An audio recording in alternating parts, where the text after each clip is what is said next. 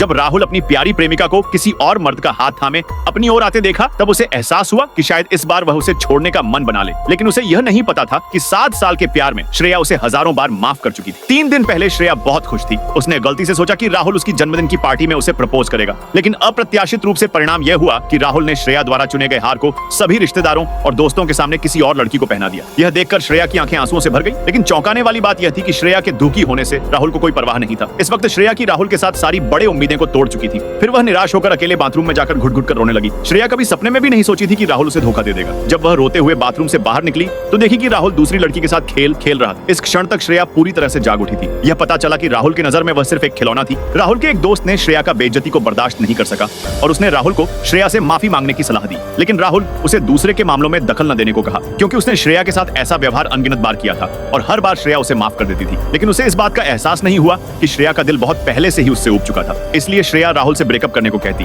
लेकिन राहुल जानबूझकर कहता है कि मुझे बात स्पष्ट रूप से नहीं सुनाई दी। तो श्रेया बताती है कि मुझे अब तुम्हारे साथ नहीं रहना है। तो राहुल का दोस्तों राहुल से कहता है कि भाई राहुल, कृपया श्रेया बहन को मनाने के लिए कुछ अच्छे शब्द कहो, नहीं तो इतनी अच्छी लड़की दोबारा नहीं मिलेगी है। राहुल गुस्से में कहता है, ठीक है, आज से हमारा ब्रेकअप। राहुल के इस शब्दों ने श्रेया का दिल पूरी तरह से तोड़ दिया, क्योंकि 7 साल तक श्रेया ने राहुल का बहुत अच्छे से ध्यान रखी थी। लेकिन बदकिस्मती से उसे प्यार के बदले धोखा मिला। श्रेया के रोते हुए जाते देखकर राहुल सबके सामने उसका मजाक उड़ाने लगा। दोस्तों, अभी कहानी खत्म नहीं हुई है। अगर आगे देखना है, सब्सक्राइब करके नेक्स्ट पार्ट लिखो।